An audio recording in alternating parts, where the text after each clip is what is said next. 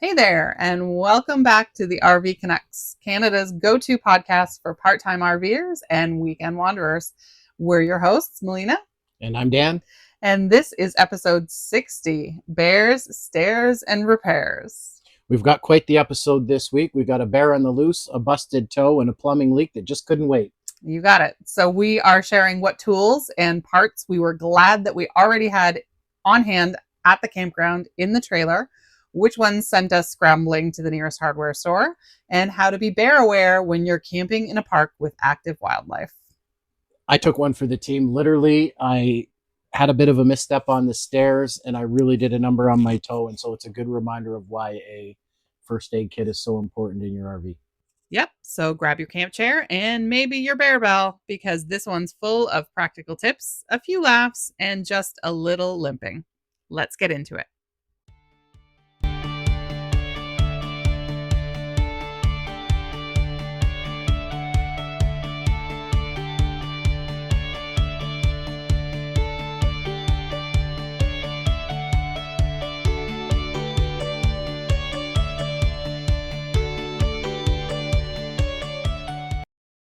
Welcome back. But before we get into the nitty gritty, we always need to recognize our sponsor for season 5, that is Niagara Trailers. And they are our go to for RV service. Their team handles everything from plumbing and electrical to bodywork and winterizing, and they do it with care and experience that's hard to beat. They've been keeping RVers road ready since 1972. And let's be honest, sometimes it's just nice to let the pros handle it, right, Dan? Definitely, but we are still married. So if you're not dealing with repairs in a gravel campsite like we were today, head to niagaratrailers.com or give them a call and book your service with a team you can trust. And maybe tell them the RV Canucks sent you. That would be awesome. So, welcome to episode 60. One of the things that Dan and I were just talking about, which was really exciting this week, is we just got our notification that we have had over 50,000 lifetime downloads of the podcast so far. So, in 5 years, that's a pretty good milestone. So, congratulations. There's our high five. And thank you for everybody who downloaded and listened. Really appreciate that. Yep. Absolutely. So today we are talking bears, stairs, and repairs. I don't even know where we want to start. Well, let's just start with bears. So we are in a park, Inverhuron Provincial Park, and as you pull up to the registration gate, they've got a bear warning sign, kind of a sandwich board, that there is an active bear in the park. And I think they've had that up for the last couple of years.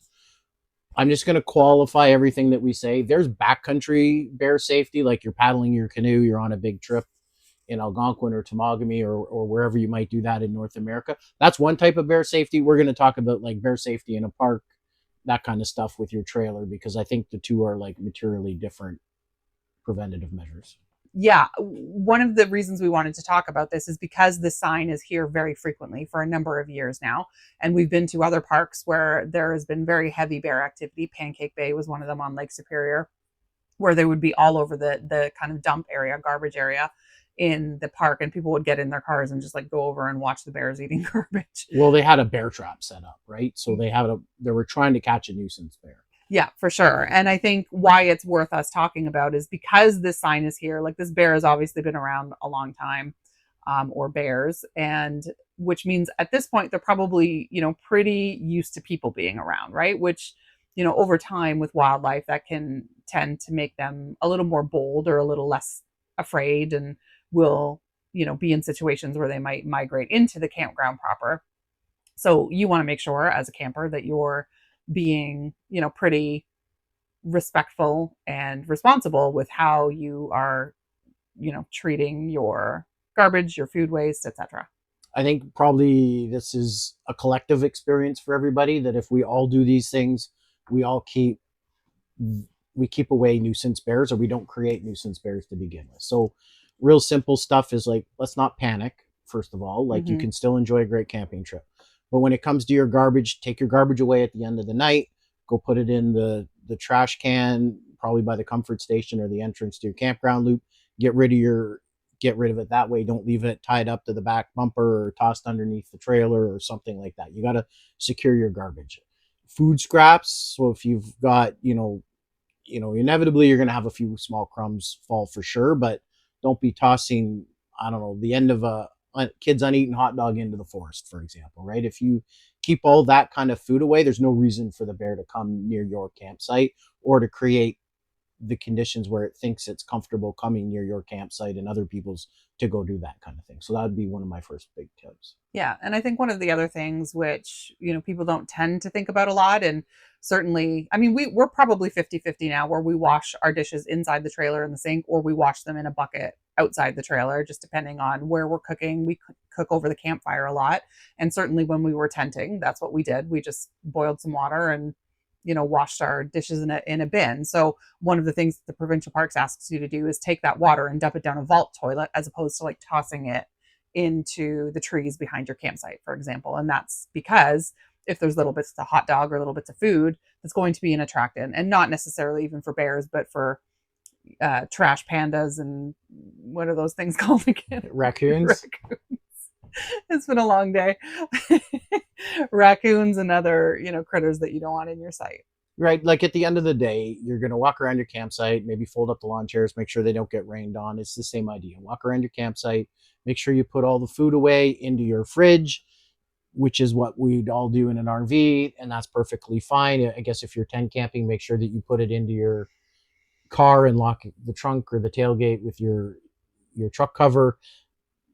Don't take food into your tent to eat if you're in a tent, but I don't think that would apply to most RVers. Like, you're going to eat inside your trailer. And as we're recording this, I can see a bag of chips on the counter. I'm not panicked, but we've kind of contained the garbage. We've contained the smell. Things are secured. I think that's the big thing.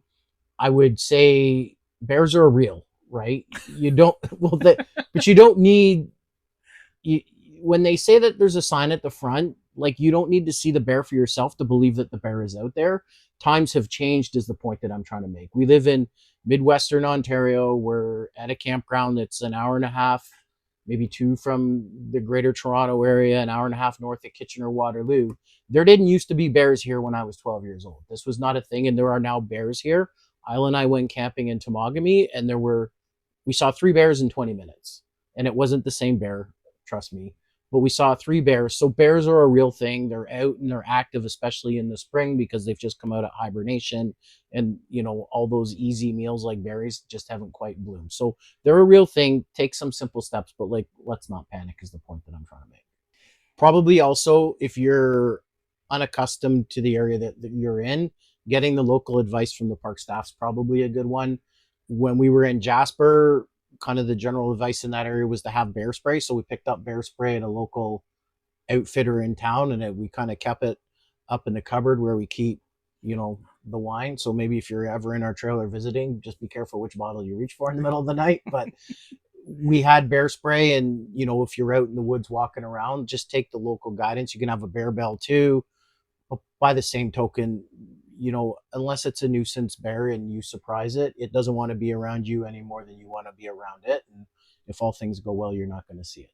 Yeah. So maybe let's touch on that a little bit. As somebody who grew up in grizzly bear country, I think probably that's one of the things that we talked about, right? Like the bear bell, the bear spray. That's like for like a grizzly bear situation primarily, right? So let's talk about the differences. So I think we've talked about kind of the campground safety, but if you're out and about in Ontario, and let's say, okay, so we're at Inverhuron Provincial Park, there's a bear, there's trails here, you're walking on the trail. What do you want to do? You want to make noise, right? Like, if talk, sing, clap, whatever, take your little bear bell with you if you're by yourself, so that you're making some kind of noise when you're going through the trail. And that's to avoid that unintentional situation where you're frightening a bear or it's kind of creeping up on you. If you see one, stay calm, obviously, back away slowly, don't run. For a black bear, you can make yourself bigger. If you're wearing a jacket, unzip it and like make yourself bigger. If it approaches, stand your ground, throw sticks and rocks, but don't panic, I think, is the big thing, right? But here's the difference of, like, everyone's like, oh, if you see a bear, play dead. If you see a bear, play dead. I heard that my entire life, and that is valid if you are literally attacked by a grizzly bear, which is like the very last case scenario. Black bears for sure are not the same. Like, you can fight back with a black bear and you can chase it away. Not that we want anybody in a situation where they're literally fighting a bear, but just what I would say is when you're out there, just be aware, make some noise, make it known that you're there. Like Dan says, it doesn't want to be around you as much as you don't want to be around it. So as long as you are taking care of your food storage, you have some preparatory measures, i.e., some way to make noise. You've got, bear spray if you're in the deep woods and you're in grizzly bear territory, etc. And then I think the most important thing is, like Dan said, make sure you're talking to the local staff, right? Because they will know there are bears that are known in certain areas, especially even in Banff and Jasper. There's one that's particularly famous out there. I know there's another one that for years and years was in the Yellowstone area where they know, and they'll know if those bears are around or if the nuisance bear has been around. So you're going to get the most up-to-date information and the most accurate information from park staff for sure. Definitely, and they know what's going on, right? Because they're probably researching this, because there's a group of people in this area, because I know from the girls' field trips, where they're studying this kind of stuff, and bears are reclaiming their territory. So this is not like something to be concerned about, but they'll give you the best information to make sure that you stay safe. For sure. And on that note, Dan didn't get attacked by a bear, but his toe sure looks like it did. So maybe let's talk about poor Dan and his injury. So I was loading up for this trip, and I was walking down the driveway, and I probably didn't have the best footwear on for this because I was in and out of the house. And anyways, I walked down the driveway and I took a bit of a stumble, and I took the corner off of my big toe, the size of, what would you say, a dime? No, it's like the size of a quarter. Dan's missing the end of his toe. Let's put it this way. I'm missing a good chunk of the end of my toe, and there's nothing to stitch back up. This is beyond road rash. We're down a good 16th, 3/32 of an inch into the skin. So it's something else. It's enough of an injury that if I were to put it on social media, it would be flagged for all kinds of violations. It's really nasty, folks.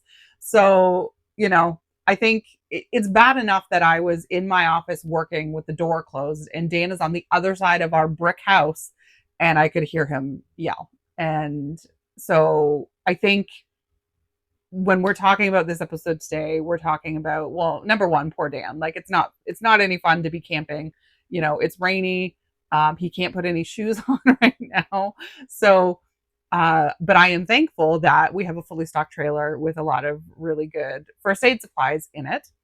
And a couple of those things are, for years and years and years, our first aid kit was very, very basic. It was like, okay, we need some hydrogen peroxide, maybe a little bit of polysporin, and like a box of Band-Aids. And over the years, we have migrated that into, we keep gauze, we keep medical tape, we keep like KT tape for like sprains and all of that kind of stuff. And so we would probably have a medical kit in this trailer that people are like, that's a bridge too far. Like, are you stitching somebody in the middle of the woods? Probably. We could probably find enough stuff in this trailer that if we needed to stitch somebody up, we could. It might be the fishing line, but but what is really important is, one, making sure you have those supplies. Two, you're making sure that they're not expired. And three, having enough of what you need. And I would say for somebody who is not a big gauze and tape person, we've had to use that gauze on several trips, whether it's been skinned knees or what have you. So I think this is just kind of a friendly reminder to everybody.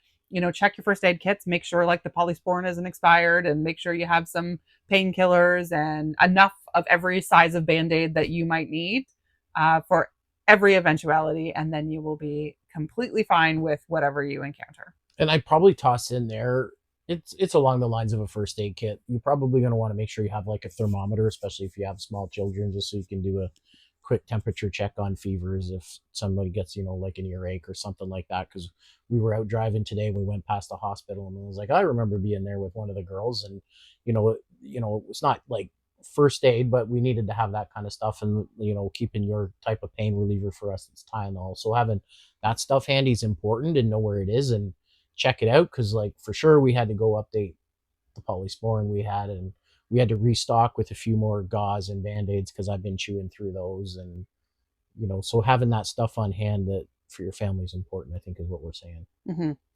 Yeah, fair. And we hope Dan gets better very soon, because this is worse than a man cold. It's not worse than a man cold, but I took one for the team. You did, for sure.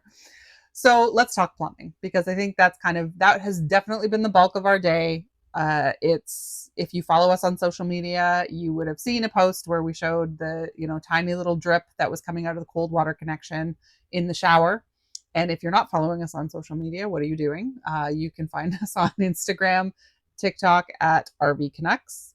We are on YouTube at the RV Canucks podcast, and we are on Facebook as the Real RV Canucks podcast. Don't ask, just go to that page. It's a long one. But when I posted a couple of weeks ago, 2 weeks ago, I think we did our shakedown trip. Yep. And again, this is the importance of a shakedown trip, is being able to find these little things. That was our first trip of the season. We found this tiny little drippy drip of a leak in the shower.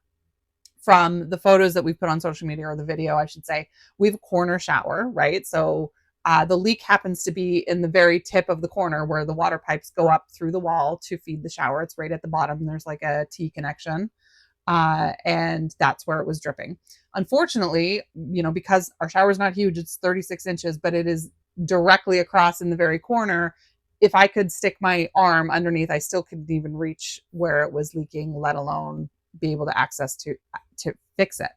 So our options were, and knowing we already had this trip booked, book it in for service, which we knew, given the time of season, given the fact that we didn't want to give up this trip, we wouldn't be able to do. We would either have to take out our shower completely, which wasn't ideal, or we would have to create an access panel in our outdoor kitchen.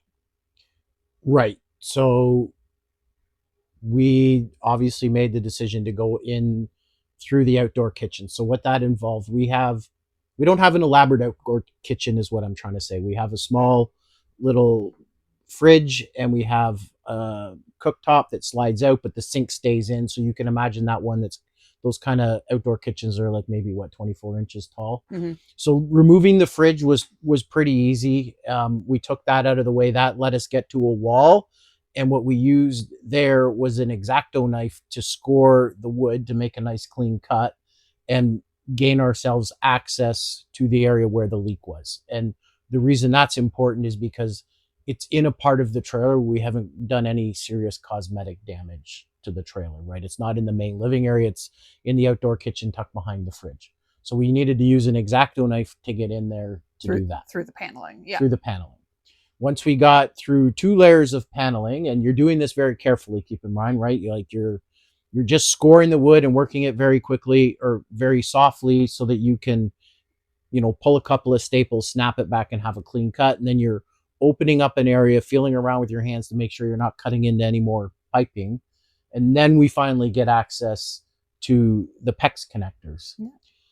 And it's not huge. The area is probably, I don't know, less than 9 by 9. It's like a 9 by 9 hole, just enough for us to get our hands in to be able to replace the connectors. But we didn't make it small deliberately. That's the amount of room that we could create for ourselves to do the connection. So what we have is the leak was the cold water that comes from our sink, and then it comes to a T connection. The T connection feeds up to the shower and then to the outdoor sink. We were having a drip on the flex tube side of that. So there's a piece of flex tube connected from the T connection to the outdoor sink. That's the piece that was leaking. It had a PEX crimp on it.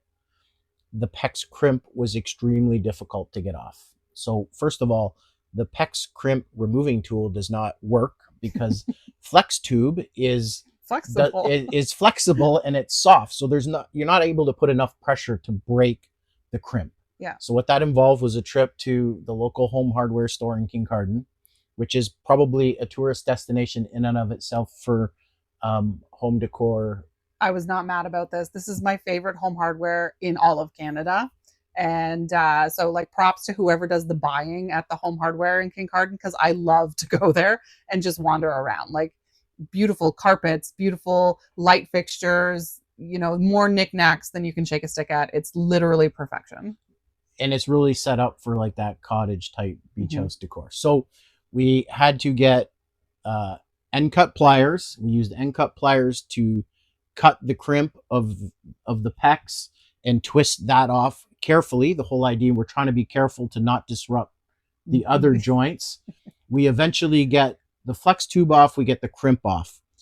Understand our problem at this point is that you can't actually get a set of flex or pardon me, you can't actually get PEX pliers in there to apply a new metal crimp, because this was done at the factory when they probably didn't have the entire shower in. So how do we do this?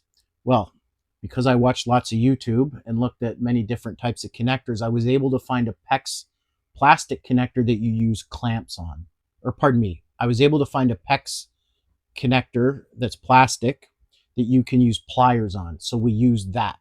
And then we were able to connect the flex tube back to the T intersection, connect that with the set of pliers.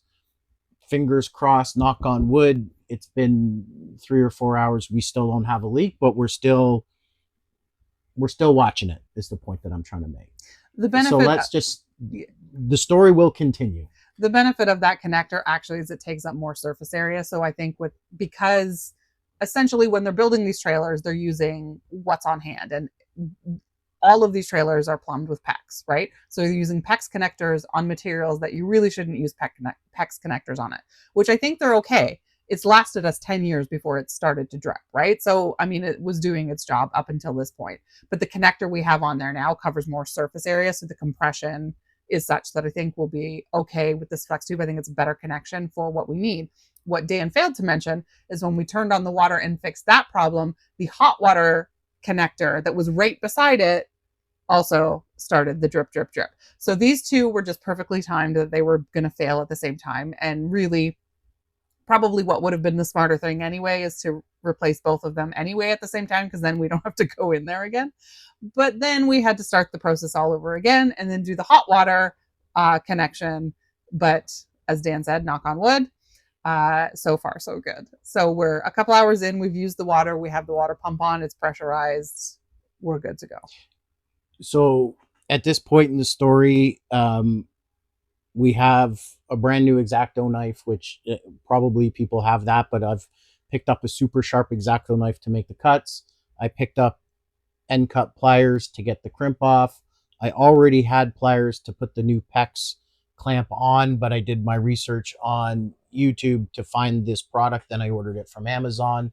So it's a plastic connector as opposed to a traditional metal clamp or metal crimp PEX. So we ordered a few more of those just to keep on hand to throw in a spare parts bag to have in the trailer in case, God forbid, this happened again. And I had a PEX tube cutter that I picked up for about $15, which I used. So the other part to this story is to get enough room and enough ability for us to work on the clamps, we had to actually cut the PEX tube in the sink to give us a little bit more room. Then we reconnected that with a shark bite underneath our sink, again out of sight, so there's not a cosmetic problem. But it's in an area where if it ever starts to leak, we can see it right away. And we can get to much more easily. Yeah. So I guess the point is we've owned this trailer for 10 years. We've been talking for 10 years about, hey, we should probably have some plumbing supplies on hand. And we're really good. And we talk a lot about the types of things that you should have on hand. We talk about having fuses. We talk about having, a basic toolkit, screwdrivers, all of that kind of stuff. And it's taken us until we've had a problem to maybe put some of the supplies on hand. And again, we're handy. Like if something is going to go wrong at the worst possible time, we have enough basic skills from renovating several homes that we've owned, et cetera, that we can kind of take care of it. So we're not in a position where we would have to pack up and go home. And, we prefer to have the pros do a lot of stuff, and they do, just because I think from a value perspective, it matters to us. But so not everybody is going to want to have like spare PEX parts on hand. I mean, if you're handy, it's probably a good idea, but it just started to make us think about, okay, what other things do we talk about a lot that might be a good idea to have on hand? And this was one of the ones where we didn't have any of that. Yeah. And I mean, we did a few things right in this, right? We did a shakedown trip, which is where we found the problem at 12:30 at night. So we use a water pressure regulator on the hose on the city side religiously. So we did that right. So we did a lot of things right on this. Unfortunately, the trailer's 10 years old. Something went wrong. You're learning from what we are experienced, hopefully. And if those are a few things you want to keep on hand or do a little bit more research on in case you have this problem, then awesome. I did also throw into the tool bag an end cap for PEX tubing. And the reason I think that's important is like if we were on the road and we were traveling for a few days and couldn't fix it, I know of a way that I can cut part of the pipe, pop that on, and we would still have water in the rest of the trailer, so we could still make a permanent repair. Mm-hmm. So, we're a little bit smarter. The one thing I will say I learned through the whole thing is obviously your trailer is not necessarily plumbed to residential standards. And where this went wrong, and maybe another thing for people to just put in the back of their head and keep an eye on, is it's leaking from flex tube. And flex tube is different than PEX. PEX is a specific type of pipe that you can use for plumbing. You would not connect flex tube in your house to your plumbing system and use it for on your house water system. But they can do that in trailers. And the reason they use flex tube is it gets them through lots of tight little bends and nooks and crannies to get you water to the outside sink. And they do it because it's cheap and it's easy. But over time, that connection on flex tube will fail. So we tell people, go on a shakedown trip, you summarize your trailer, you're flushing out your lines, check everything to make sure that it's not leaking. And I'm sure we all zero in on the faucets and the connections there. I think what I'm trying to tell people is spend a little bit more time and figure out, maybe I need to pop in and have a look specifically where, look everywhere, but take an extra look at where do I have flex tube connected to something. And in this case, there is an access panel on the shower, which lets you view the leak. You can view the leak from the access panel that the manufacturer created. You cannot fix it from that access panel, but you can see the problem. And that's what I think I'm just trying to impart, is like, keep an eye on the flex tube connections a little bit more than the rest of them. Yeah, that definitely makes sense. So as we speak, we are in the trailer right now, obviously. There is no water running anywhere, so I think we're good. And a successful day. Like Dan said, we're still married. And I got to go to my favorite store a couple of times today. So yeah, and there were parts of this repair where it was not a PG rated experience, right? But we got through it. We are better set up. So when we put this back together, we have saved the wood that we took out because we're very careful. We'll use a few clips. We'll just pick those up at the hardware store so that if we have this problem again, we can easily unscrew it and get to it. That was almost, to a degree, part of the hardest part of this repair, was how do you find a way to get into it without taking your shower out? Because taking the shower out was not an option. Like, we would have had the entire provincial park looking at our campsite with the shower wall out in the middle by the campfire. So finding your way in, that's what took a little bit of time to just think our way through that. And we got in. Which to me is the more beneficial way to do it. And I'll talk about a couple of reasons why. Number one, we now have a very tidy access panel that we will be able to access, so we can keep an eye on things. We can make future repairs if we need to, and it just gives us some peace of mind that we can get to it in a jiffy if we need to. So we're not creating a water issue in the trailer that can lead to water damage and mold, etc. The other thing is, for anybody who knows, trailers are made pretty quickly. They're made pretty cheaply. Like, when we opened up this access panel, our shower pan is literally attached to a piece of paneling. Like, it's not even into a stud. So this has given us the opportunity where we can bring some lightweight bracing in that's not going to affect the weight of our trailer, but it will allow us to be able to, attach the shower pan to a stud, and that gives something to put the access panel on. So we're strengthening things, I guess, at the same time. So it's an unintentional benefit, I guess. Right. So, if we're going to wrap up the whole episode, I think we've had some successes here. Yeah. We have not seen a bear because we put our garbage away, we're tidy with our food, and we use common sense, and we don't live in fear. Right. And I say that because there are people that will live in fear and not go RVing because there's one little sign of a bear. You don't need to be afraid. Yeah. So we have not seen a bear. That's a success. We have recharged the first aid kit through my self-sacrifice. I am now allowed to go into the store with my sandals and my socks on because I have a medical condition.